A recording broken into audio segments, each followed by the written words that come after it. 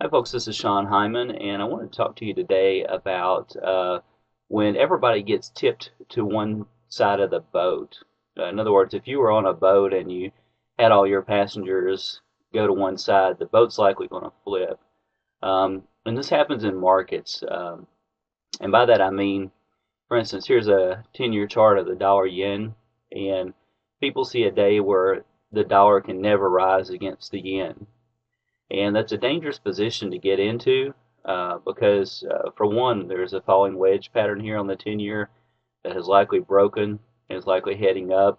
But you always want to be open to the possibility and the idea that the tide could turn because in those times basically when it's the most dangerous. So don't get to where you're never, ever, ever open to a dollar rally against the yen or the decline in the yen against the dollar. Either way would take this pair upward.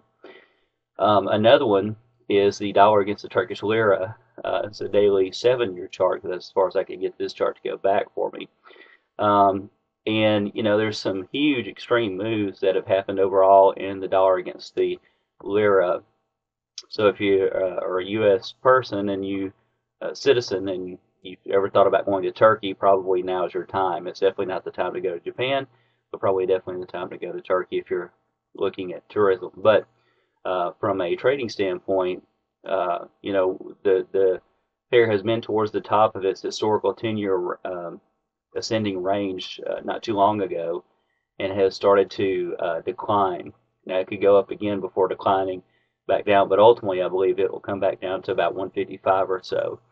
And you'll notice also it's forming a major macro wedge, that could end up lasting over 10 years and then busting. And if it does, of course, then that would ultimately descend far greater. So it would have the dollar losing a ton of ground to the Turkish lira, which I think will happen over time.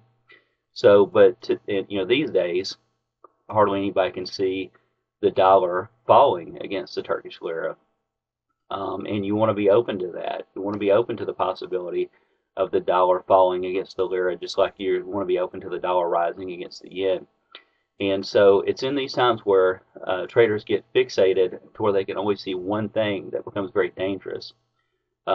This is how I avoided the NASDAQ bubble and was out a little before it popped at 5,000. And it's how I've been out of some stocks that have gotten into some bubbles or gotten to extremes to where most of the people could only see one direction ever happening and it never, ever, ever reversing and never, ever being any different. And so I just wanted to teach you how to condition yourself mentally to being open to changes and to being open to seeing both sides of the market and both sides of trades that could potentially happen. And this will keep you out of messes more times than not and help you a lot through the years. Thanks so much for watching. Bye bye.